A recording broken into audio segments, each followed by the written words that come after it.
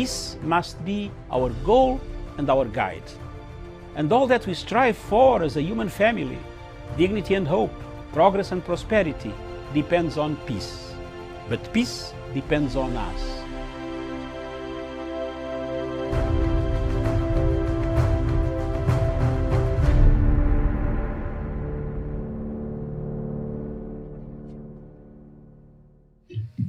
Good morning, viewers. Welcome to Punchline Africa Television, broadcasting from Nairobi. Thank you very much, viewers, all the way from the Political Command Center in Nairobi. Miriam, in the headquarters, good morning. A very good morning to you, Doctor, and a good morning to our viewers. Thank you very much, the panel of Sean Wesonga, Karen Josephs, and Professor Jared Onyari, all the way from Nairobi, Malindi, and I don't know the location is still Kisumu or Nairobi. Sean Wesonga, good morning. Oh, he's gone, ma'am. Sean.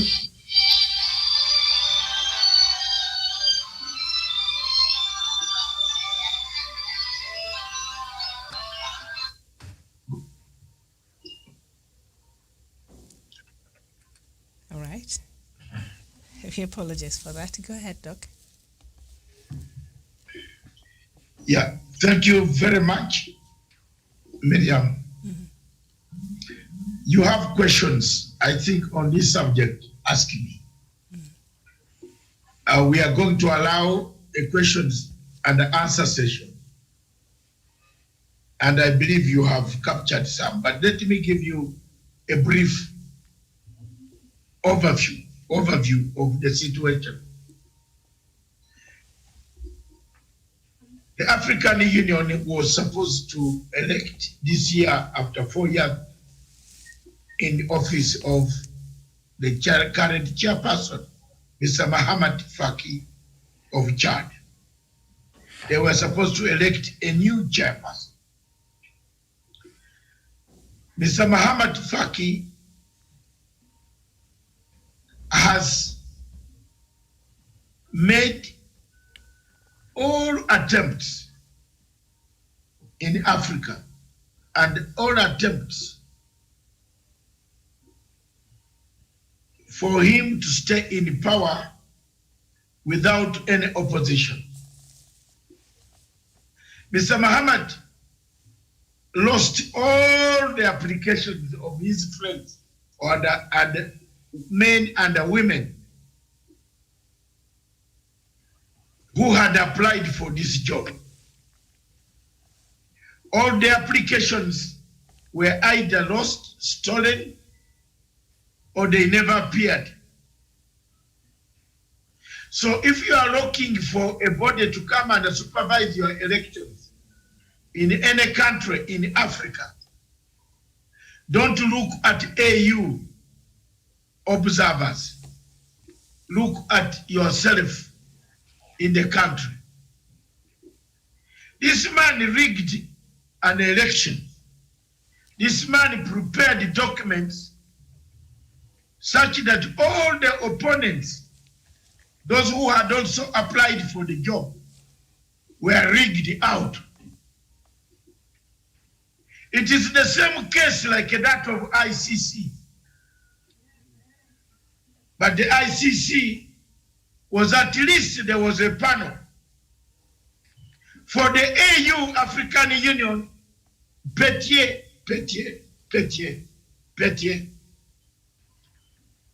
A jolly man in Uganda, a woman will say Petier. Akuna. The man just lost all applications of his contestants, other contestants. And he published a list as unopposed. Ladies and gentlemen, viewers all over the whole world where you are, I am beginning a journey to dismantle the cartel again in the African Union called AU. 3 years ago, in 2017, 2018, 2019, I wrote 4 intelligence reports publicly. I made them public. The first report was sex for money, money for sex, and sex for job. If you wanted a job in AU, you clean your body and go and have sex with one of the officials in the ministry, in the AU, then have the job. I published that report. And I want to plead with my fellow Africans, those watching me on this show. Matanga never loses a battle. And I will not lose this one of AU. I have told you time and time again that what has killed Nkrumah twice in the grave is the presence of Mahamat Faki, a man from Chad who has been captured by external big forces. I want to thank the people of Africa. I want to thank the people who gave me the intelligence. I want to thank the Ethiopian friends of mine whom Zenawi left there, who are my great friends in the systems that work in Ethiopia. I want to thank you for what you did, you have given me. I have now enough to tell any African leader not to go to AU. Thanks God, Corona has separated us. And I want to separate you further, Mr. President of my country first. Don't go to AU ever until the AU changes its modus operandi. Your Excellency President Uhuru Kenyatta, unless the AU changes, don't try. How can a whole chairperson steal documents of his friends who have better education, lose them? Have you see in Kenya, Uganda, and other countries, Tanzania, we steal elections. But at least we show the results of those who have lost. But in AU, Mr. Mahamat Faki stole the paperwork, the application, the ballot papers, and threw them in the River Nile to fly, to go all the way to Mediterranean Sea. As we stand now, and some I sent you yesterday a clip. People might think it is Matanga only talking. Please play that clip. Play it from the Voice of America. Play it. I want you to play it. I rely on evidence. I use data empirical. Am I speaking the language where Songa hears today? Empirical evidence. Professor, it is a tragedy that even a lady who is well known and conversed in AU matters, her application disappeared.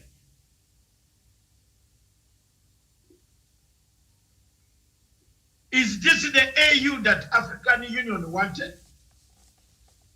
Diplomatic Leaks wants to tell you it is a dead AU. Is it the AU that stops leaders to go to a swearing ceremony of another leader in Africa, where the AU has sent observers, where the observers came back, and when they arrived, they told you, we saw, we witnessed, we counted, it was free and fair.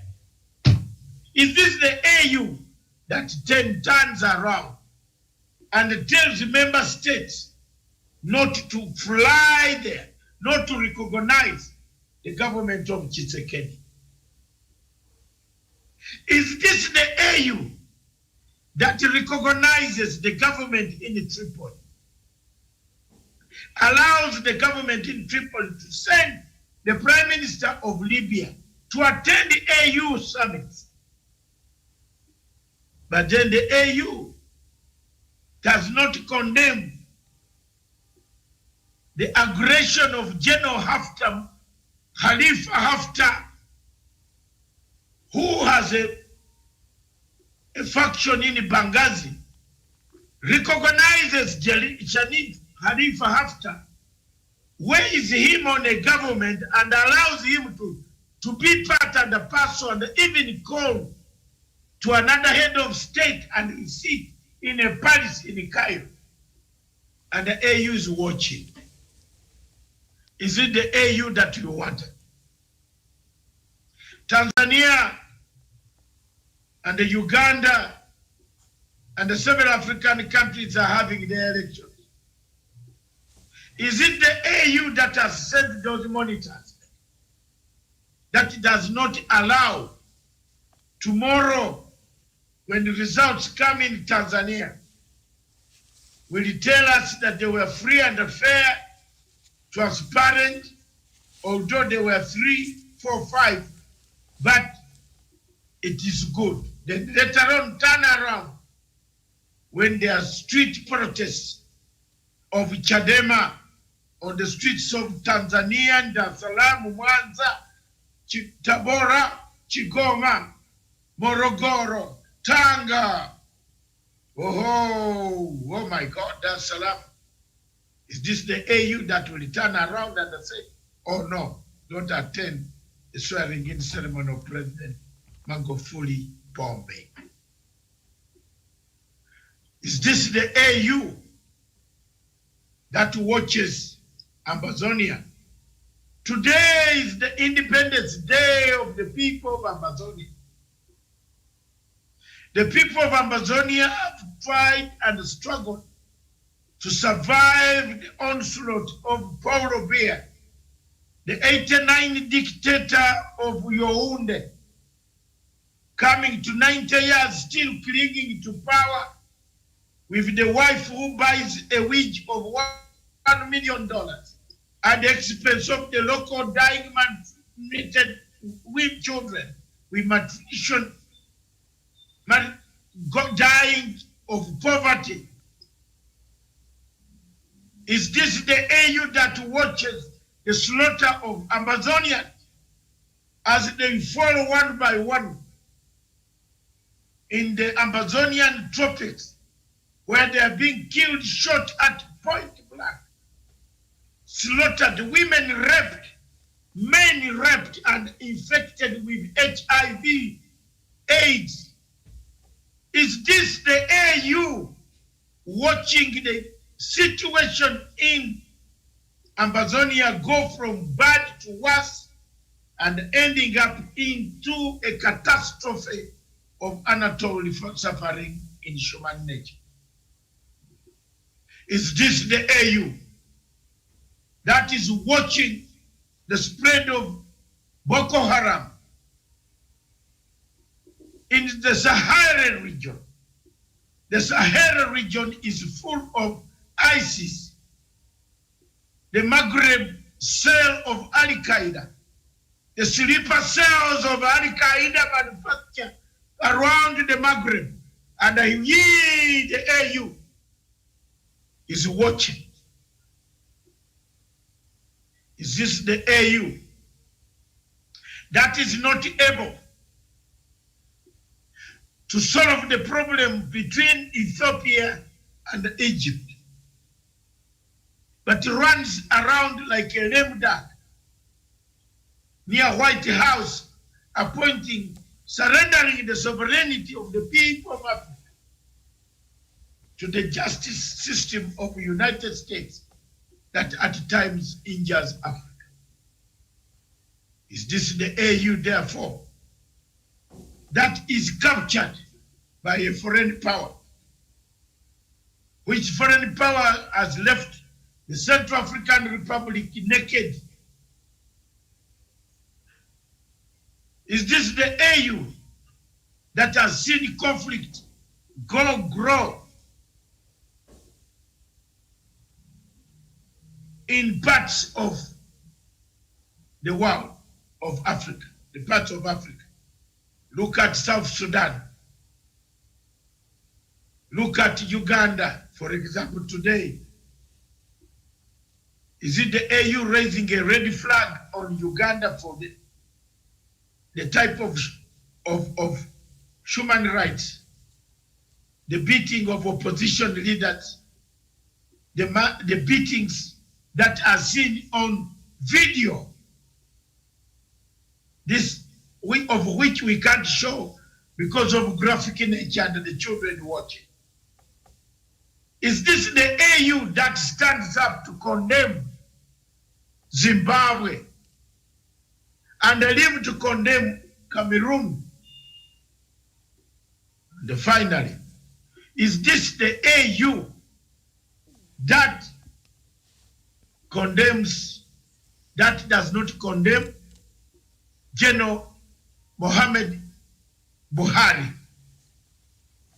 on the question of the Biafran people? The Biafran people have suffered for a long time.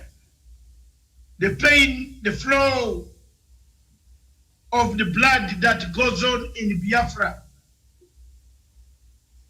sends us nowhere, but only to one destination. That destination, therefore, is the destination of passing a vote of no confidence in the leadership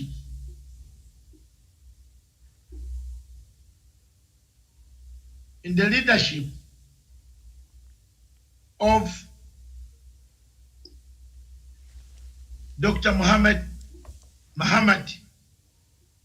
Faki, the chairperson of the African Union. Fellow panelists, fellow viewers, ladies and gentlemen,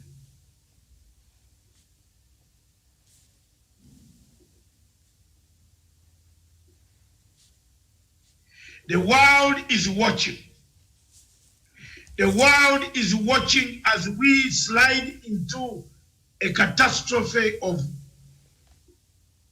all types of things. The world is watching. AU is watching Africa. Is absconding from its duties. And an AU secretariat that steals documents of applicants. And an AU secretariat that even destroys the evidence as to whether there was an application that was made by the applicants. And an AU that tells us that all things are right, yet we are not all right. Is this the AU that Nkrumah, Nyerere, Sekou Toure, Jomo Kenyatta, Obote, Haile Selassie, Amilcar Cabral, Patrice Lumumba died for? Is this the AU that Siad Barre wanted?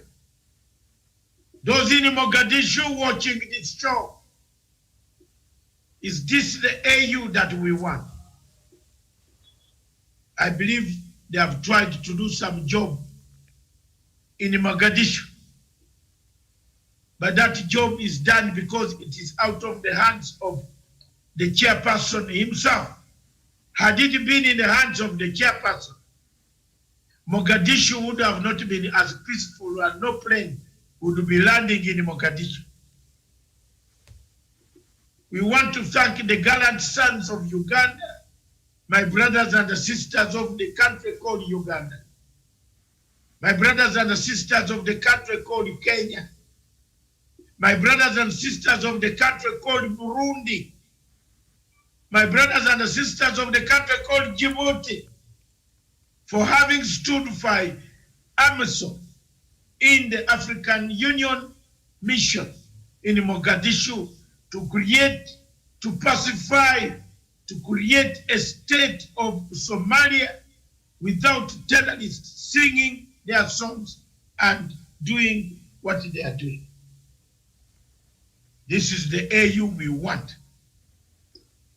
The AU that does not fail us.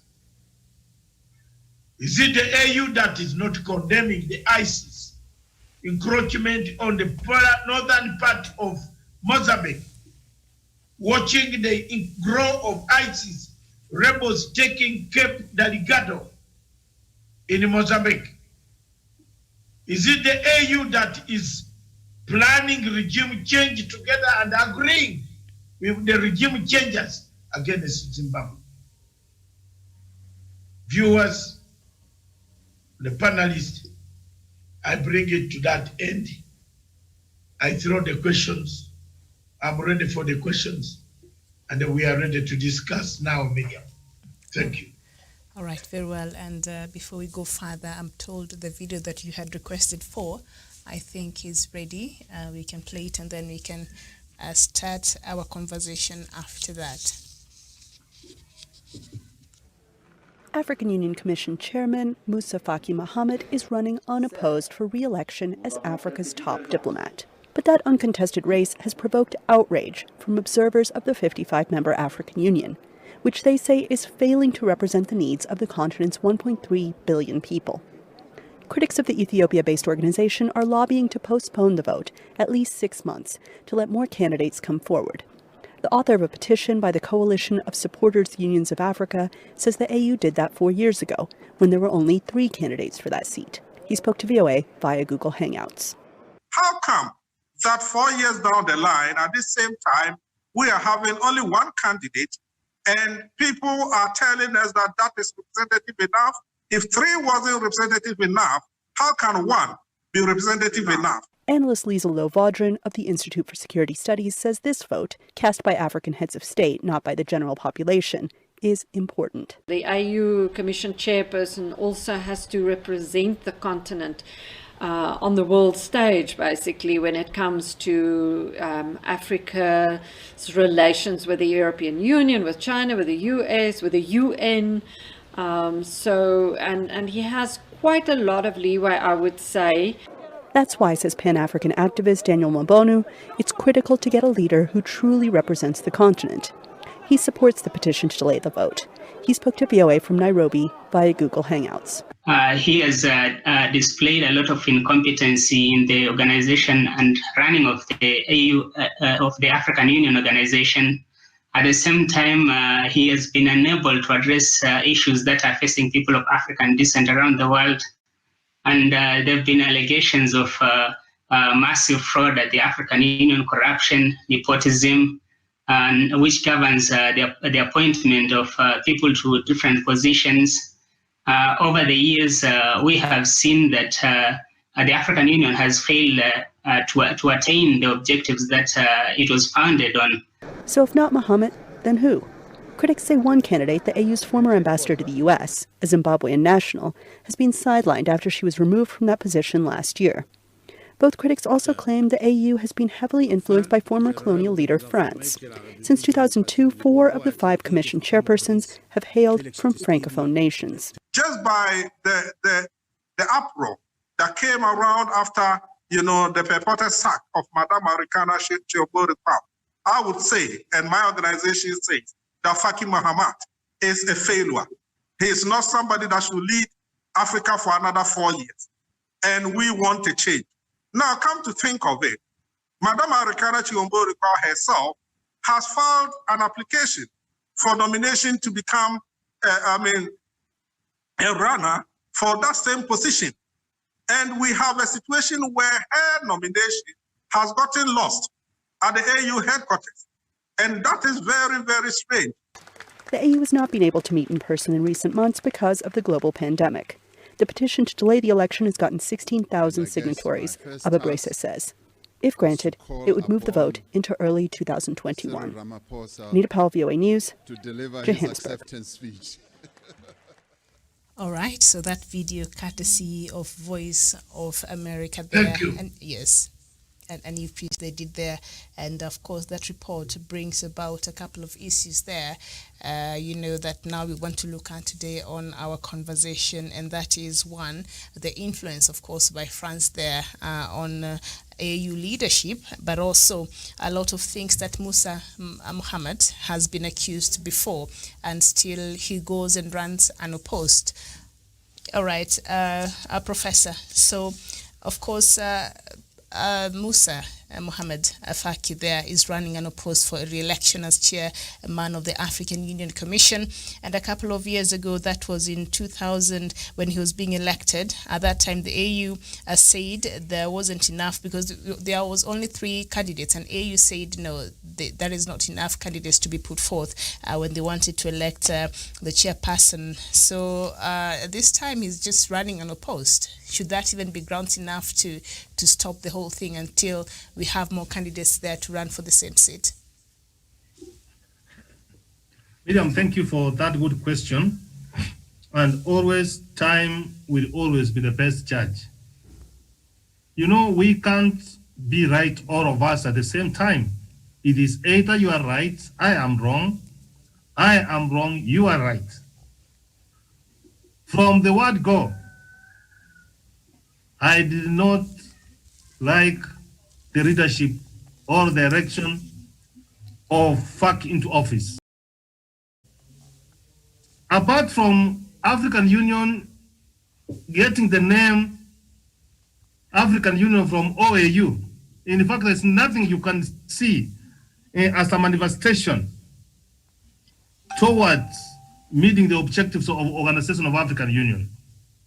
They were very clear from the word go that they were to get rid of colonization and apartheid in Africa.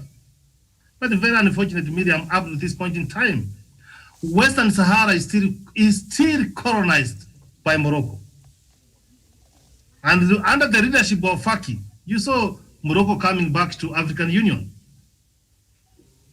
It is a member, and it is colonizing Western Sahara. Why? Because of France.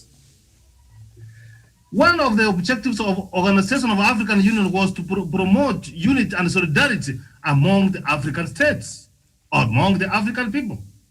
Miriam, rigging other African leaders, persons who want to get an office, removing their papers, misplacing their papers. Miriam, there's no integrity on the person of Faki. And I'm of this opinion, Miriam, I'm giving a commendation. If African Union will not adopt the one language which we speak in the continent of Africa, it can be either Swahili, it can be Hausa, it can be whatever, one language. So long as we speak English and French medium, we are done. And African leaders, we should either see this way, the Anglophone and Francophone to have their chairperson, if we want to move forward, because things are not being done straight for the good for the continent of Africa. And we should gather enough evidence, Dr. Masanga. We should take this issue of integrity to Africa, the African Court of Justice, and have this man removed from office. Who will trust him now? If you are supposed to work for the continent of Africa and you are working for external forces, will Africa achieve the kind of problem facing the continent of Africa? Mm-hmm. From where I sit, and if those allegations are true, the African states should stop making any contribution to African Union until this matter is sorted out amicably. Mm-hmm. I submit. All right, very well, Daniel. Now, the uncontested race is said to have provoked outrage from observers of the 55-member African Union, membership there, who say that AU is failing to represent the needs of the continent's 1.3 billion people. Has AU failed? I know we've had this conversation numerous of times, and usually we agree on this one thing. What do you make of this, sentiments? Yes, Miriam, it will be very correct to say that these are a very fraudulent process that is going to be undertaken by the African Union. And it tells you that Moussa Faki has been quite able to deliver on the interests of those Western powers, of which he has become a puppet and his leadership. And therefore, this second term going unopposed, these are a machination of these so-called powerful forces outside the African Union and the African continent, just giving him back a job well done. And therefore, the African people should, in one accord, raise against such kind of mediocrity and be able to stop the entire process. Because at the end of the day, the AU, when you put it on a scale under the leadership of Mohamed Faki, it has not delivered any agenda for the African people. As Professor Jared Onyari says, one of the key agendas of the African Union was to ensure the decolonization of the African continent. But how is it right now? We still have most part of the Sahel region under the hostage of the terrorists. We still have the Western Sahara under the influence of Morocco. And we still have a lot of Western interference in every way that we conduct our businesses, be it economically, be it politically or socially. So really, Africa is not yet free under the leadership of the African Union. And therefore, that brings us to the point that of agreement that Mohamed Faki has, and his leadership has not delivered on whatever expectations that the African people, the African nations had upon them when they assumed office. So therefore, the best thing for them, it will be for them to vacate office so that the African people can have the leeway to chart their own future and bring an able leadership which will be able to spearhead the progress and the freedom of the African people. Mm-hmm. All right, very well, Karen. They've been said that a lot of people are not very happy the fact that Moussa Mohamed Faki, who is the current AU chairperson, is running unopposed, and they're asking for an extension of the deadline for nomination for other candidates also to be allowed to come in the race to be extended to November there. And we've seen a lot of issues which we shall look at as we continue with this conversation that AU has been accused, especially the office of the chairperson there, Mr.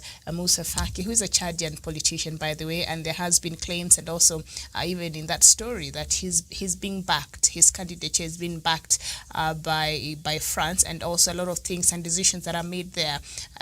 France has a lot of say in that, which I wonder why, because this is supposed to be an African Union organization that should be looking out for our interests, but AU has not been seen to do that.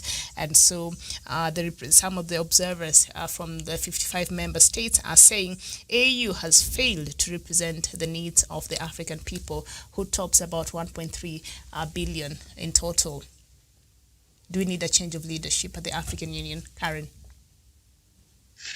Yes, Miriam, I agree we do need a change, because how can one just go and oppose just like that? And the allegations could be very true, because we have seen that whenever we have external forces coming in, it's either they're backing up a leader somewhere or they want some change, for their own interest. So it's time that we have a new set of leaders coming in. So far, we have seen that it has failed, by even leading by example. When you have issues to do with corruption, Miriam, when you have issues to do with you have to give money before you get a job, or you have to give yourself before you get a job, it has shown clearly that it has failed to lead by example. And but for us to have a change there, then we need to change to have another set of leaders. Otherwise, we'll be dealing with the same thing over and over again. If we still dealing with issues to do with terrorism, then it's time for us to think as Africans. Because like I've told you before, whenever these external forces come in, they do not solve, but they work for their own interests. So as far as we still have issues to do with tourism, as far as we have issues to do with corruption, nepotism, then it shows clearly that we need a new set of leaders who are accountable, leaders who can hold other people responsible and can be responsible themselves. That is what we need, Miriam. All right, very well. And Doctor, we remember the meeting that happened last year in September, about a year ago. AU staff complained about the recruitment process of the AU's new head of human resource, Hamza Sahel, and staffers said his hiring was the manifestation of glaring cronyism and total collapse of leadership there in the African Union. And I do not know why the African Union membership countries or heads of state did not push further, because there was a lot of damning revelations there, but that story just died. Doctor, and we still want to have this person back. Mm-hmm. Miriam, yes. All these meetings taking place at the backdrop of my report, 4 reports in since 2018. You know them; they are there. You have read some of them, 4 of them. And I've been warning Africa every time, but people did not take heed. Now it has come to play. It is up to the African people to change their behavior. African leaders themselves. I have no much words on this subject, Miriam, unless you have more than that. I'm really fed up. I have said my ground. I've stood my ground, and I have said Muhammad Faki will never bring Africa to a united stand on any matters in the continent, period. That's all. Unless you have any other questions, I want to rest.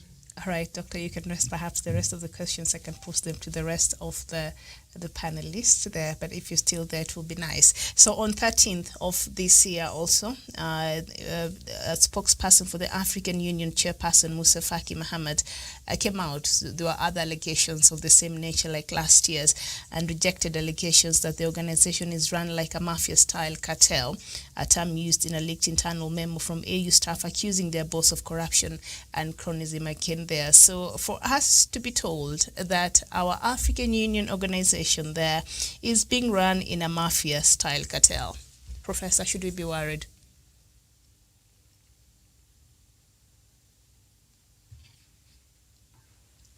Daniel. That is a cause. Yes. Go ahead, Professor. Of concern, Miriam, those who are the true Pan-African persons. Miriam, I love Africa. I pray for Africa and I wish for Africa. But when it has been invaded by the mafia, what do you expect, Miriam? I was so much perturbed by what I read from the Secretary General of ACTAD, Dr. Mukisa Kitui. He was saying, in a year, more than $1 billion USA dollars from the continent of Africa is taken away, illegally taken away. Miriam, if you sit at the helm of Africa and you look at the objective of the African Union, that you are the person to protect Africa, you are the one to ensure that the poverty indicators are reduced, that there should be no inequality in the continent of Africa. The unemployment of the young people in Africa who are crossing, in fact, most of them are Chadis, the Libyans, who are trying to cross over to Europe. Africa is being faced by the issues to do with climate change. And then, Miriam, we have got the fish rotten from the head. Miriam, who will eat that fish? This is the dilemma. You see, Dr. Masanga has given up in talking about this topic because he has been raising these issues. But I want to tell him, Dr. Masanga, we have got work to do for the continent of Africa, and we can't run away from it. We have to do it. No matter how long we talk and no action is being taken. The beauty of it is that we are raising the issues facing the continent of Africa. We are saying that the Faki, the national, the chairperson, he can't take African forward. He was rigged into office. In fact, this seat was for Amina Mohammed. But they rigged him. But time has proved us right that he was not the candidate. And Miriam, we cannot stomach. We cannot contain him. We cannot accept him for the next 4 years again. That's why I say that the African countries must convene a meeting very fast, have investigations on how he rose the application of African leaders because of Africans. I have given a right that we should walk to court and chuck him out of office. I have given a recommendation that the African leaders, if they want to be true to the founding African leaders, the vision they had of taking Africa forward, if indeed they believe in that, they should convene a meeting. And I hope Ramaphosa come to his senses, because Ramaphosa seems not to be having the front, the behind, the backward. You cannot be able to understand. That's the kind of dilemma we have found ourselves, Miriam. The chairperson, the rotational seat which is being held by Ramaphosa, he seems not even to understand. So Miriam, Africa, we have got a problem at the moment. We can't run away from it. We should continue speaking. The fact that we are speaking, and this is a Pan-African community TV, at African the persons should be able to join up or we team up. We cannot stand Faki in office for the next 4 years, Miriam. All right, Pero Daniel, I mean, these accusations by the AU staff, who perhaps have a lot of inside, information that we don't know, but they came out and said, according to what they have been observing, according to what they have been seeing coming from the chairperson's office there, they said they accused him of running African Union, a mafia-style cartel. That is the last thing you want to hear. I'm in complete concurrence with such sentiments. And look, Miriam, when you look at the AU, this is a boys' club. This is a body which has been quite unable to solve the conflicts and the issues that are affecting the African people. It has not been able even to solve conflicts between two member states, and a lot of atrocities have gone unabated under the watch of the African Union. When you look at the AU just seated at Addis Ababa, and the kind of atrocities that are happening in Darfur, the kind of atrocities that are happening in Amazonia and Biafra are just going unnoticed with nothing to prick their conscience, then you realize that this is a body that has for so long lost its significance, and it's no longer aligned to the agenda on which it was created by our forefathers, the likes of Kwame Nkrumah, the likes of Abdel Nasser. So therefore, there's a need to reform the African Union, and Dr. Matsanga has been on the forefront calling on those reform agendas, because as it is right now, the AU does not have any aim of or reverberation of Pan-Africanism in it. This is an organization which solely represents the interest of the West, and therefore whoever pays the piper calls the tune. And that is the AU for you. It does not represent the issues of the African people. Rather, it is there as an intermediary, as a conduit for Western powers to be able to impact their influence on the African continent for their own personal interests. And that is why perhaps even the staff of the African Union themselves feel that the top leadership of the African Union run the organization as if it is a mafia. And that is something that is more evident. And of course, there are a lot of kickbacks, there are a lot of favors, there's a lot of nepotism, there's a lot of fraud inside the leadership. And therefore, that is why we need to reform the AU. If you cannot reform the AU, then we can as well disband it and come up with an organization that will be able to look after our interests as a people, as member states of Africa, so that Africa can be be able to stand out independently. It can be able to learn from most progressive countries in the East and the West, and be able to talk about its progress in much bolder terms than it is doing right now. Mm-hmm. Thank you. Karen, the same organization, the same chairperson that is being accused of running the organization in a mafia-style cartel. This came from the AU staffers who perhaps have a better understanding on the runnings of AU there in Addis Ababa, the headquarters there.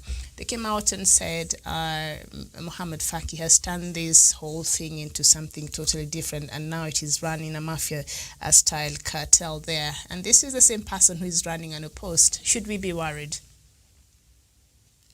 Yes, we should be very worried.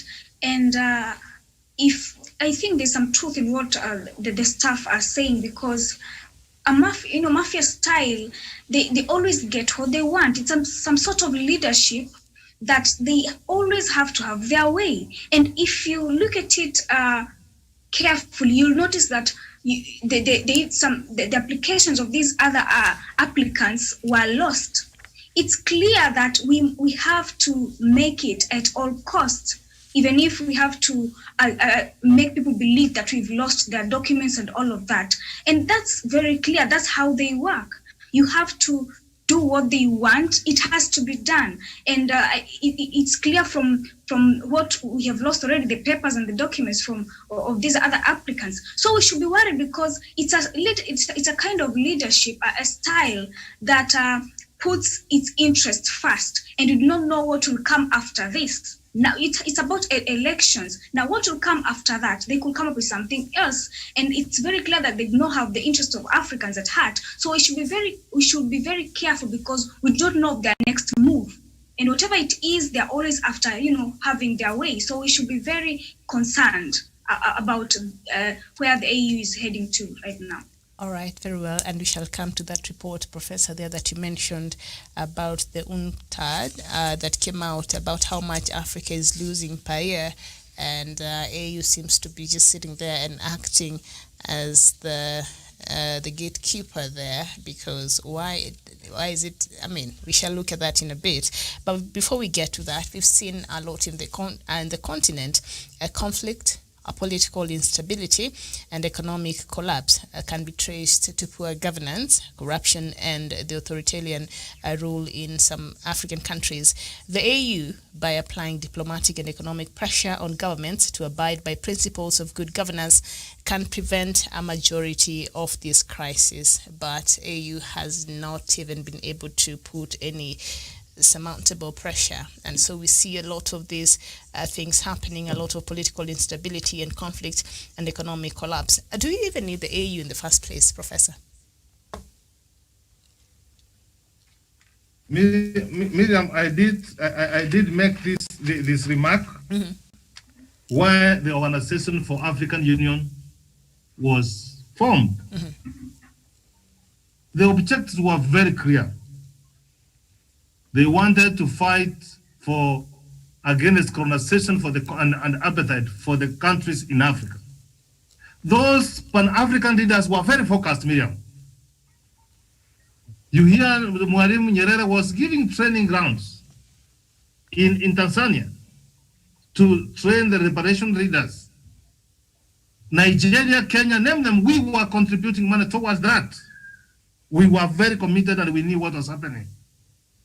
Eventually, most African countries got their independence. We were able to dismantle apartheid in South Africa. And I have said one country, the 55 country in Africa, Western Sahara, which is a member of African Union, is under the colony of Morocco. Imagine this, Miriam, almost 60 years since then, 57 years, no action has been taken. We have lost our vision. We have not lived to the expectation of the founding fathers of the continent of Africa. They were committed, Miriam, they wanted security and the peace in the continent of Africa. How many conflicts do we have in the continent of Africa? They are going to send people to observe elections, Miriam, in other countries. there must be good governance and rule of law. We must respect democracy. We must respect human rights. Miriam, when you hear as staff in African Union, and we have no reason not to doubt them, that you have to interfere, you must have sex in office, so that you get promotion or you get the work. And the world is watching, and even that France, which is giving an opportunity to be the chairperson for African Union, and you don't take actions. Miriam, we have just gotten out of the radar. We have not lived to the expectation of the founding fathers of the continent of Africa. If we don't reform it, then it is as good as Miriam to wind it up, because if you don't meet of the objectives of making an organization, what do you do, Miriam? You wind up. So from where I sit, Faki has failed the test of integrity. He has misconducted himself in office, and he needs to be charged from office, even be charged in international court for violation of the human rights. Miriam, we cannot just be talking here in, here out. Even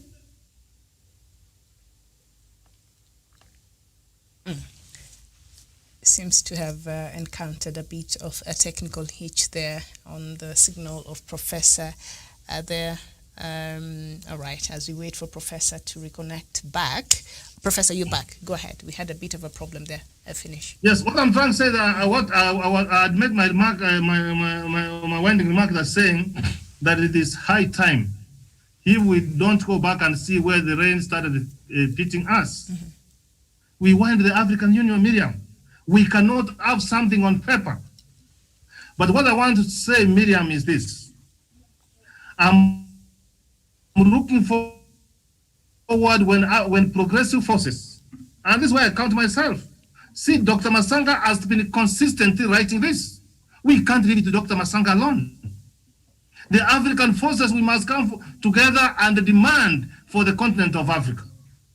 Miriam, the problems facing the continent of Africa will never be solved by external forces. It is us. Miriam, there is modern scramble for the continent of Africa in terms of our resources, in terms of using our young people who are well educated. They go to the West, they never come back to Africa because of poor governance. And African Union, Miriam, remember, we don't have even a voice in the United Nations Security Council, our whole continent, that we are just there to watch. So, Miriam, it is high time. I have given a recommendation. Unless Africa will learn to speak in one voice, Miriam, so long as we'll be speaking French and English, we are done. We cannot be able to combine our efforts. It is high time. I saw the other day the people of Botswana have started speaking Swahili. You saw see how, Miriam, I'm not talking out of the bruise. See what President Kagame did to Rwanda. He said hell to France. These days, you cannot compete with the Rwandese in international market. So, Miriam, for the continent of Africa to move forward and deal with the rights of Faki is for us to speak in one voice and go back to the founding fathers of this continent. Mm-hmm. Where have we gone wrong? Mm-hmm. That's a very good question. Where have we gone wrong, Karen? And the same question I asked the professor. Of course, the question by Professor there is quite timely. Where have we gone wrong? Because you've seen a lot of conflicts and political instability and economic collapse increase in the continent. And there are a lot of these situations that they come out of poor governance, a lot of them corruption, and of course, authoritarian rule in some few African countries. And a lot of these things critics say could be averted if the African Union could put diplomatic and economic pressures in countries that practice poor governance, have a bad track record on human rights and things like that, to ensure that, and also corruption. So by putting pressure, they will ensure perhaps a lot of these things are taken care of. But AU has been very lax when it comes to, and played a blind eye when it comes to a lot of these issues surrounding poor governance and all that, and corruption in the continent. And so the same question there I asked Professor, if AU cannot even show leadership in the most basic things, we expect AU to come out and show leadership in this continent, do we even still need to be do we still need an AU, and do we still need to be contributing our taxes to go there and support activities of African Union? At the end of the day, we take care of African Union. I know countries like France also do, but we do too. Karen? All right, Karen is not there. So perhaps Daniel. Yes, Miriam, I think there's a need for the African member states to be able now to start thinking outside the box, to be able to thinking about going forward without much dependence on the African Union. Because as a body, this is a body that has taken a lot of money from the member states, a body that has otherwise been entrusted with a lot of things in terms of fostering peace, security, as well as also just to negotiate on a number of issues on behalf of the African continent. But regardless of that, this AU has not been up to the task. They have failed the African people several times. In Rwanda in 1994, we had over 1 million Tutsis and moderate Hutus murdered in cold blood under the watch of the African Union, and they never did anything. Today, as we speak right now, we still have bloodshed in in various parts of Africa, especially the Sahel region. In Cameroon, we have chaos in Congo, we have chaos in South Sudan. So therefore, going forward, I think there's a need, as Professor Jared Onyari said, we have to sit down as Africans, we have to sit down as member states and be able to look back and see where the problem is. And then from there, we shall find the best way forward. And it has come to realization, Miriam, that perhaps at some time we lapsed and we allowed people with very questionable character, rather, to come into the precincts of the leadership of the African Union. These were people who were brought there as puppets, who are controlled by the powerful forces in the West, America, and other leading nations. People who were brought there with the sole purpose to ensure that Africans are defranchised, Africans are not allowed to prosper and to be empowered, so that the other nations have an easy access to influence our politics, to influence how resources move from the African continent to the developed world. So therefore, we need to sit down, reevaluate.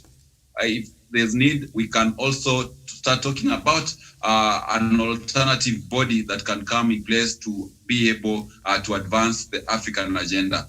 Mm-hmm. That will be the best way to solve the issue that we're having right now. But otherwise, placing our hope under the defunct African Union, it will be a waste of time, it will be a waste of resources, and I think it will even add more injury, because right now as it is, less is happening as conflicts keep on boiling in the African continent. So there's a need to look of getting out of the AU and focusing on a body that is quite effective. Mm-hmm. Right, so Africa Agenda 2063 is a framework formulated for the purpose of guiding Africa's development in the next 50 years. Organization of African Unity, that was the first OAU, focused on decolonization of Africa and performed very well in that regard. Now, the African Union is supposed to be focusing on development on a broad front, be it economic, social, political, scientific, as well as cultural. And now let's stick to the economic part first, because according to the latest report there that Professor mentioned there earlier, African countries lose an estimated of $88.6 billion each year, equivalent to 3.7% of the continent's economic output in illicit capital flight. That means the money that is being taken out of the continent illegally and cannot even be traced by the legal, economic, financial frameworks in African continent. Now, according to the United Nations Economic Development in Africa Report 2020, published on Monday, that is September 28th, it is quoted there, Secretary General Mukisa Kitui is quoted there saying illicit financial flows rob Africa and its people of their prospects, undermining transparency and accountability and eroding trust in African institutions. And then they come back here and they tell us corruption, poor management, poor word, they bring us back the money as help and all that. And yet a lot of this money, we know where it's going to. It's going to Europe, it's going to these other countries, because they go out there in terms of our wealth, diamond that cannot be accounted for, gold, our natural resources basically that find their ways outside of the continent illegally. And so they get to benefit, and Africa gets to lose about 88.6 billion each year. It is staggering amount of money. Should we consider our GDP here in the continent? So when we look at what is happening there and the AU vision, of course, there has been, 2060, but also there is one that predates it, and that is the Global Agenda 2030 and Sustainable Development Goals. And we need to achieve all this, but also we are losing so much money that could help us achieve all of this. One, where is AU when this is happening? Two, is AU acting as a gatekeeper even as all this is happening? And three, who should we be asking questions? Professor. Miriam, you have talked Agenda 2063. Yes. Forget even 2020 silencing the guns. I will connect it with what I want to say. Yes. In fact, that the Agenda 2063, Miriam, was made by madmen. Mm-hmm. Did you hear what I say? With the people who their heads were not working. They had a vision, Professor. And in fact, Miriam, you said we will go all around 2063 to find out what did not work or what worked. Imagine, Miriam, by 2060 we will not be there. We're in 2020. Those who came out with that idea, they will not be there. So we can't hold them accountable. So I want to say that even when you want to do something, make it 15 years, 20 years, whereby we can be able to go back and audit whether it has worked. So coming to 2023, it looks good on paper, but to have parameters to see whether we are on course or not in course. Miriam, remember the Millennium Development Goals, it was 2015, and even Miriam, some of them were not achieved. That's why we have come with sustainable development. Be it as it may, Miriam, be it as it may. These days, if you go to the bank and you want to withdraw more than 1 million cents, you will be asked, what do you want to go and do with that money? Or if money comes to your account, you must give the source of that money. Why am I saying this one, Miriam? Money is going outside the continent of Africa, Miriam.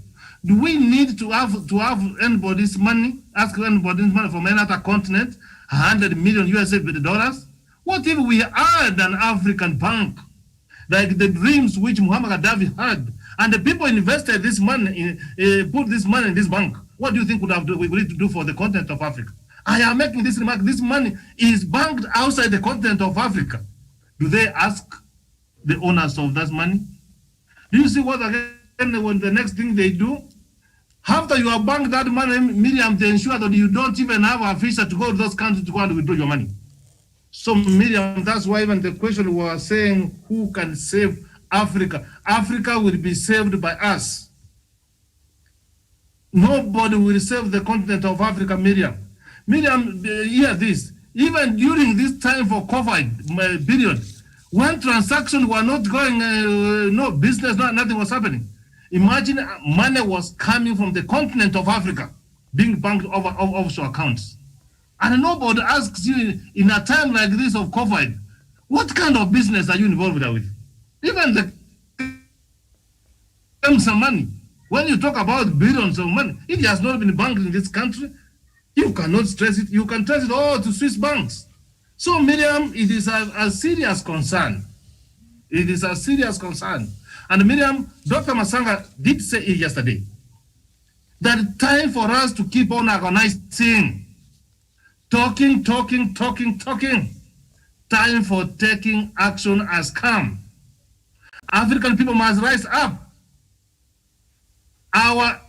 The founding fathers of this nation and the people of 1950s and 1960s, they rose up and they said that Africa must get its independence.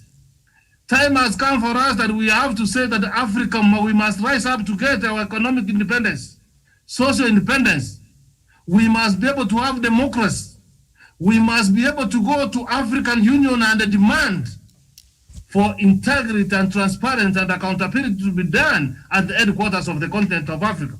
So, Miriam, from where I sit, unless we have got a strong body in the continent of Africa, come up with an African Development Bank, saying that there's no need for any money which is being manufactured or which is being made in the continent of Africa, should not leave for our continent of Africa. Miriam, do you know that the African young men who are well educated up to the level of PhD, masters, even graduates, they are in the West sweeping, being suicide in us? And if Miriam, African Union cannot come and give guidance and give a read so that we can be able to fight inequality, we can be able to fight in poverty, we can be able to fight unemployment, we can be able to promote rule of law and good governance, we can be able to promote democracy, the children of Africa, Miriam, will continue to suffer. If you read that $100 billion USA dollars and more than that are going outside the continent of Africa, and you are not getting annoyed. If people will just come to just cheat our children, our young people, that you can be a graduate, and the best thing you can be given is Mukongoten and wheelbarrow to go and Miriam, Africa, we are in trouble. We are in big trouble. Indeed. The resources for the continent of Africa. I come from a community. If a woman comes out and screams and says, are men in this home? If the neighboring community keeps on coming, taking our animals, day and night, they keep on fighting us and they say, we are men and we are women. That is enough, Miriam, for war, a serious war. If African people are hearing that the money which is meant to develop the continent of Africa is being taken outside the continent of Africa and we are not getting annoyed, Miriam, we are doing a lot of disservice in the continent of Africa. If Miriam, you can hear that the whole chairperson of African Union can be able to shortlist himself and want to govern us by force, be an office by force by 4 years, and we are not getting annoyed, Miriam, I beat Africa and I cry for Africa. This work, Miriam, cannot be done by Dr. Masanga alone. African Progressive Forces, Daniel, we must come forward and say no. We cannot be a laughing stock in the other continents. Other continents cannot be progressing, cannot become the continent of Africa. Take our resources, take our young people, and the people we are not getting annoyed, Miriam. And then someone comes and he bribes African leaders, someone who has got no front, no back. When you look at him, what does he stand for? Can he take African forward? And then Miriam, we stomach and we listen for that. It is high time that African people should start pressurizing our leaders and say that African Union must be reformed. African Union has reached a reform agenda. We cannot stop this to have Faki in office for the next 4 years and we give up. Dr. Masanga, you should not give up. We have got work to do for the continent of Africa. We must continue engaging. We must continue having a conversation. We must go back and see what was ideas, what were the aims and objectives of the African Union, Organization for African Union. We must be able now that we have got facts. And when you have got facts, Miriam, to knock someone down is high time. We can knock African leaders down if they don't do what's right. All right, so another fact on that report that perhaps should make every African mad over here. The report by the United Nations Conference on Trade and Development states that curbing illicit capital flight could generate enough capital by 2030 to finance almost 50% of the $2.4 trillion US needed by sub-Saharan African countries for such needed things like climate change adaptation and mitigation measures and other things that are important for this continent. Now, the African Union has begun to develop its own guidelines on the illicit financial flows, but with very limited implementation so far. Why do you think, with all these figures, because figures don't really lie, figures don't lie. It's either 1 and 2 and that's it. You cannot play about figures. So with African Union, I'm sure it has this information. And why is it taking so much time to implement its own illicit financial flows, guidelines that purportedly it has put in place, but it has been very slow and it has done very, very little in terms of implementation and securing the continent's wealth. Why do you think this is the case? This is something that should have, that is serious. We are losing as a continent. Miriam, one thing we have to agree as Africans is that AU is part and parcel of the shadow state that has been overseeing the massive looting of resources out of the African continent to Europe, to America, to the East, to China. And therefore, they have a very, very big interest when it comes to issues that affect on how resources will be processed or maybe taken out of Africa. And therefore, that is why they are very slow. Let me tell you, Miriam, if the African Union was very serious about this continent, by now they would have come up with measures, they would have come up with infrastructure to ensure that any resource that leaves this continent, we must have what we call value addition, so that export minerals in their raw form, we first of all add value and then be able to remain with the profit that comes out of it. I can tell you, Ghana is the biggest producer of cocoa in the world, but half of the population of Ghana cannot be able to afford a bar of chocolate. Nigeria produces 80% of oil that goes to China. But North Korea, a country which is overwhelmed by sanctions across the world, has more on its electrical grid than Nigeria. We have villages in Nigeria without any electrical connectivity, despite the fact that these are biggest producer of energy in the world. See what is happening in Angola. A company, a Chinese company comes, it takes up the mining rights of oil in Angola, and all the money leads to China, while people in Angola, we have slums around the streets of Luanda. So Africans need to really talk about how these resources are going to be of value to the people themselves. And when you look not only at resources, we can also look at land. We have a very fertile land as Africans. We have a very good climate where we can do farming and be able to produce enough food for this continent, and as well also export to other continents. But whatever is happening is that we have a shadow state under the AU, which is so much determined to make sure that the African people do not realize the prosperity that we have always planned for. And who is the beneficiary in this kind of design? These are the Western powers which import a majority of these minerals, the majority of Western countries which import these farm produce in their raw form, so that they are able to process them and be able to take away the profit that comes with value addition. You saw the other day when Adesina, the president of the African Development Bank, talked about how African can be able to add value on their agricultural produce. He was immediately served with sanctions from the Western nations and America. So anything that comes with a positive impact on the African continent has always been shot down by these Western powers. And who is their man on the ground? The African Union.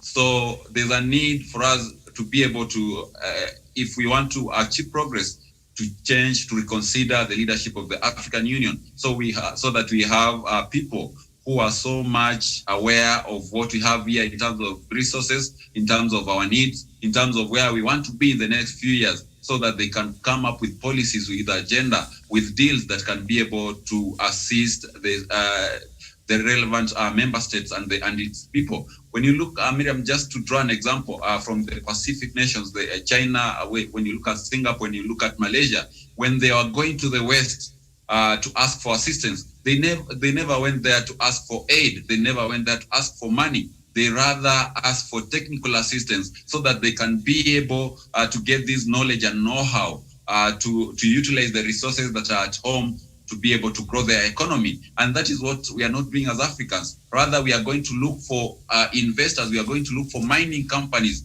which come and mine our minerals and take them at a very cheaper price when they're in their raw forms, and export them back to Europe, to America and China. And once they are processed and the products that are coming out of them come back to Africa, we ourselves cannot even be able to afford them. Like when you look at Congo is the biggest producer of cobalt, which is used in making the finest laptops, making very nice cell phones. But when you go to Kivu, the eastern province of Congo, where this cobalt is mined, very, very few people can afford a cheap cell phone. So that is the paradox that we have in the African continent. And the sooner we sort that, the better for us, Miriam. And just to add on that, we know that Kivu, that is the part that right now is full of conflict. I don't know if it's just a coincidence, but there's been fighting there for the last, I don't know, God knows when.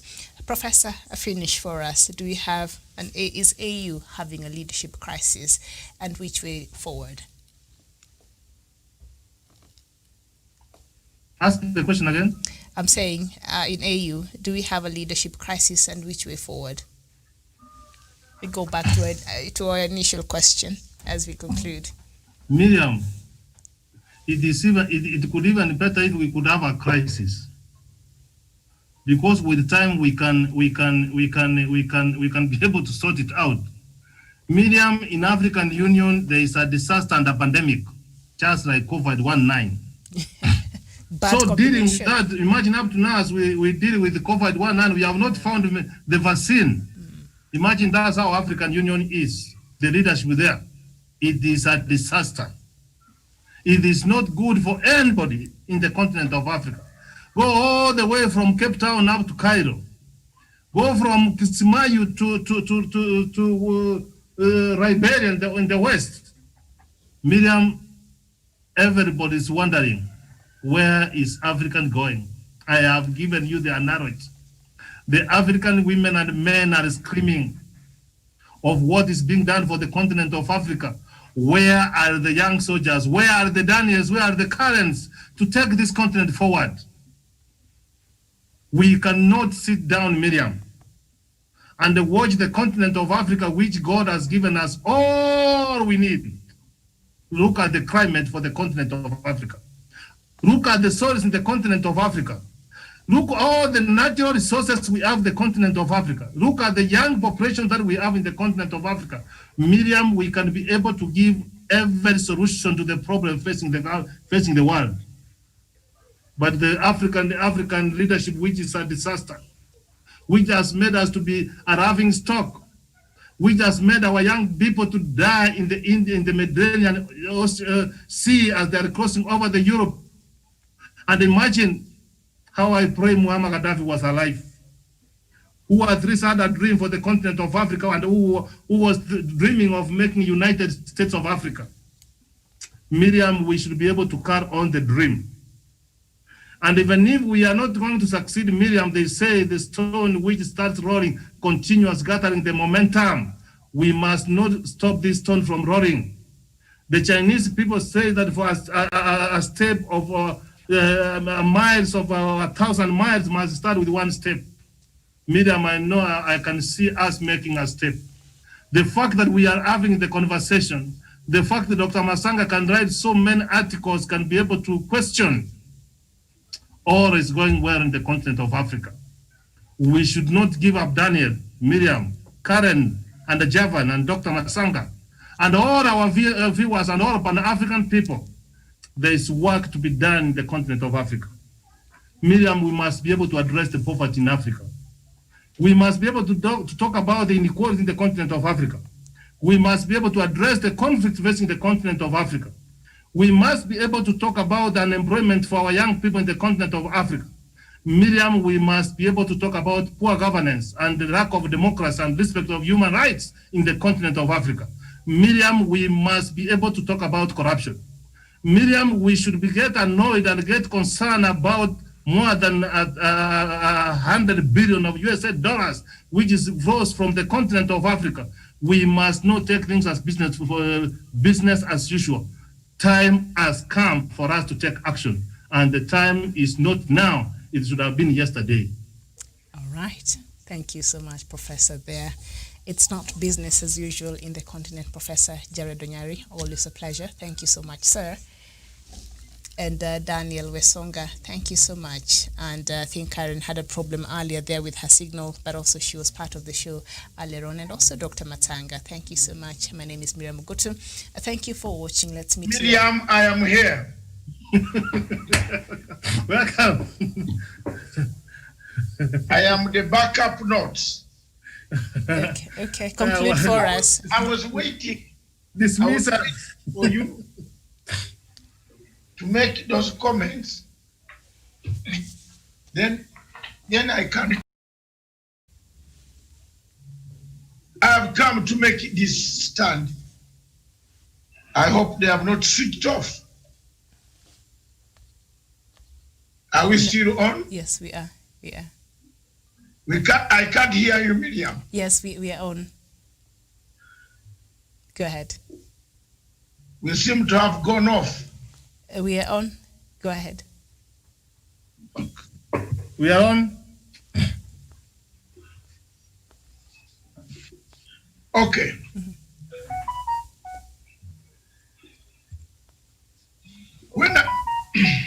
When I tabled these reports, when I studied through a heap and a heap of intelligence availed from the AU, I was called a madman. 3 years ago, the statement issued by AU spokesperson said, I am a person who should not be listened to. It is on record, you can check on the AU website. I replied by saying, I don't work for AU, but I work for Africa, and I'm a people's watchman. I'm the public watchman of international stature,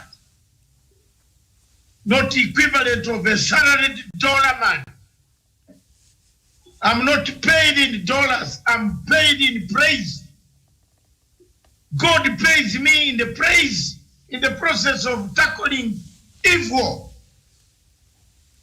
God gives me more strength. The pastor is here. When you struggle against evil, God might not give you money, but might give you courage to go on. When you reach a certain destination, somebody will say, oh, ye come here. Oh, David, do you have a ticket to go? Oh, David, do you have money for accommodation? Oh, David, can you come and I buy you lunch? Because you are struggling, that is God's route. It is Jesus Christ opening the route for you to tackle evil. Miriam has talked of mafia. There is a mafia clique in the AU that has captured African Union. Don't you see it? Didn't I said it 3 years ago? There is a mafia that has captured European Union, African Union. People say maybe this guy, but today, when you land in AU or you land in any conference, the first thing that people do, Miriam, is to look at you this way. And they say, oh my God, that guy is here. We are in chaos. Let's change our strategy. I like that all the time. You know why most of these cheap televisions in Kenya cannot even invite me? There is nobody there to discuss with, apart from Kass FM. There's nobody. What did you discuss? Show me. Miriam, show me whom. What do I discuss? Whom do I discuss with? Show me. If the boys that you want to discuss with on Citizen steal your information and use it in the afternoon. Didn't you see last week Linus Kaikai stealing my whole passage from Capital FM document and saying himself, he doesn't even know. So how do I discuss with a man who has plagiarized my life, my work? Silly! Tell me, Miriam, which television in Kenya can interview me over what? And they say what? Who is there? Who has got the brain? No brain. Where? Koinange has a voice, but has no material. Show me, bring me another person. I've been interviewed by Christiana Amapo. I have been interviewed by Jon Snow. I've been interviewed by Man of CNN. Go in the records and see the people who have ever interviewed Dr. Matsanga, Christiana Amapo, Man, Jon Snow. Look at those guys. Lindsay, ITN, Lindsay, interviewing Dr. Matsanga. Look at the material that, look, internet doesn't lie. Look at the material I delivered. Look at it, Miriam. You will come back and say I was hallelujah. You can't escape Christian Amapo and not wounded. You can't escape Man, not wounded. The man of CNN, 1998. My interview of 1 hour with Clinton, Museveni, Matsanga. Google it. Google it, same platform. And then you can see the man that you tell me to be interviewed by Linus Kaikai. I can teach him again on the show. So, because I know Charles Dickens, the time he wrote 161 years ago, he wrote, he said, the tale of two cities. I can recite the document, the book, without looking at the pages. I encourage people to read, not to carry mkokoteni. I encourage people not to use it with the man. I encourage people to make plans. I want students of my caliber to make plans. When I told you that Musa Faki, the Chadian man, is a thief, I knew he was a thief. Is Africa not today telling me, is Africa not saying he's a thief? He stole the documents of his friends and threw them in the River Nile. Am I not I'm not a prophet in here, Elijah and Elisha. I am just a simple man grown up in the mountains of the slopes of Mount Elgon, where landslides always come to eat my people, day in, day out. But where God has given us one thing, the value to stand by principle. When I like Obote, I die as Obote. I will not die as Museveni. I'll die as a member of Uganda People's Congress of Dr. Milton Obote, a Luo, not Museveni, a Munyankole, a Bantu. No.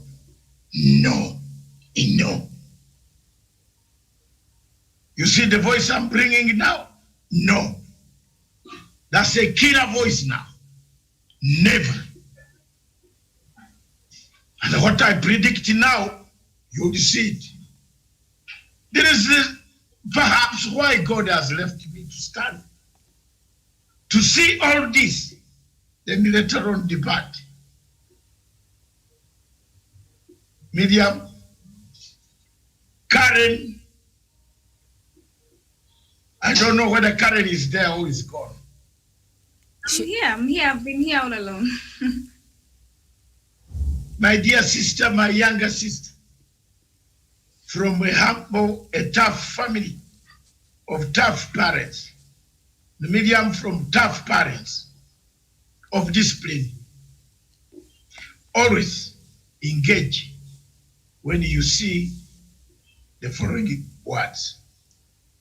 And I send these words to you, all of you on the panel. One step can start a journey. Is it true or not? Very true. All of us, let's say it in affirmative, or yes or no. One step can start a journey. Yes. That's true. One song can change a moment. Yes. True. One smile of Miriam can start friendship. Yes. One hug of Karen can lift a soul. Oh, yes. One candle can wipe out darkness. Oh, yes. One life can make a difference. Oh, Yes. One word can start a prayer. Oh, yes. One hope will lift a spirit. Amen. And lastly, one touch can show you one word, Hallelujah. which is care. Yes. If that does not touch your heart tonight, this afternoon, Miriam and Karen, then I think I need to do more of divinity. There is a time when you ask, and there is a time when you close the asking. A sister has no law. If it is necessary to remove Musa Muhammad Faki, as the professor said, let's do it.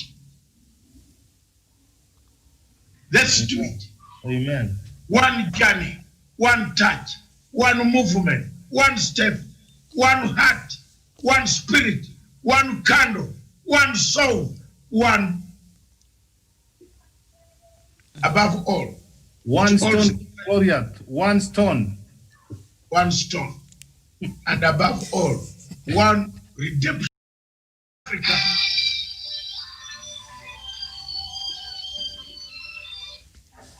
Somewhere in sub-Saharan Africa has managed to do damage. Has managed to damage. I'm on the show. Has managed to damage. Yes. Hold on, I'm on the show.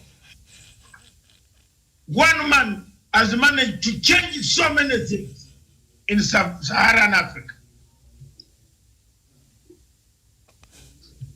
I have been able to make the International Criminal Court change their views on Africa. They wanted to select a chief prosecutor. One we don't like. Are we not together today? Let God help us and let all of us take a stand. I've said this for the God and my country. Thank you very much for God. God bless Africa. God bless all of you. Remember, one candle can show light, Miriam. Show me the light. Don't close me out. I'm still a heavy banana to roll. And it is very important. Karen, Wesonga, Professor, and whoever is hearing, this is me. That is Dr. David Matsaga. I want to thank you on behalf of my television, Punchline Africa Television. Wherever you are watching me from, God bless you. God bless all of you. Aruta Kontuna. Those who work for international agencies, God knows who you are. Savimbi is not here. He never listened. Where is Savimbi? Where is Savimbi? Was there any other man who was bigger than Savimbi on this continent? Was there any other man who had a headquarters in a place called Huambo? Huambo. The general headquarters of UNITA. UNITA rebels. You grew up knowing who UNITA was. Mahamat Faki cannot defeat Matsaga. Matsaga will defeat Mahamat Faki. I will postpone those elections. I will have 1, 2, 3. I have already 6 countries in Africa. Presidents, 6 of them. My friends who have said no, I think you have a point here. If the names of those guys don't appear, they will oppose any election. And I want now to leave you by saying, trust me, I'm a bad boy. Right. Thank you, Miriam. Remember the last word, C-A-R-E. Care for me. All right, Doctor, thank you. Thank you, Professor. You are not, today you are not speaking with your voice. Thank you. Is it because of this? Maybe you're not able to hear me clearly. Karen, sorry, you had a bit of a signal problem there. I didn't know you were able to come back, but thank you so much. Thank you for being part of the show. You had a personal problem? No, there was a problem with the signal earlier. Yes, so she was able to come back in the course of the show. And also, Daniel, let's see each other sometimes later on at 3 p.m. For another show there. Good afternoon and thank you for watching. That show comes back to you. We shall not do it today. All right, so I will do Diaspora Dispatches and news across the continent. Diaspora Dispatches, due to the public demand of going on another Zoom live with the Hague. I told you, with the Hague, my men in the Hague are saying thank you. I've never received even a medal from Kenya, but people are thanking me from all corners of the world. Let's get a new competition. You cannot kill my daughter from Uganda. You reach her and switch off the internet. Then you say, this is an interview that can be done when Matsaga is alive. You cannot bring me a man who molested, abused boys on Ngongo Road. Yeah, no way. Let's have the whole committee selecting on the floor. We selected the best candidate and I've won the war. And I will be walking in that hall in The Hague with new suits and the new looks. Let's see whether any of these guys have a suit similar to Masanga's. Rubbish. I was born near the lake. The only thing I missed is one fish from the lake. But one day, may God hand me that fish.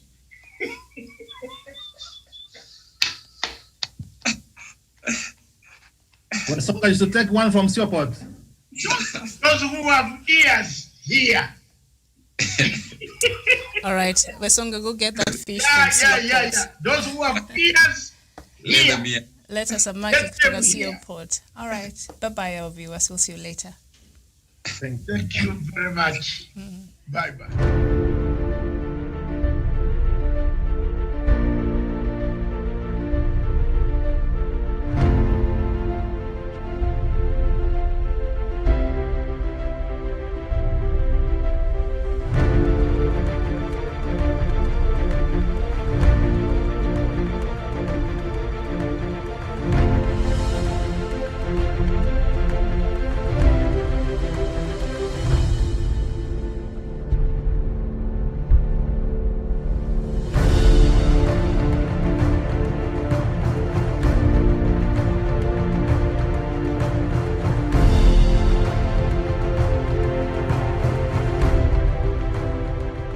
Peace must be our goal and our guide.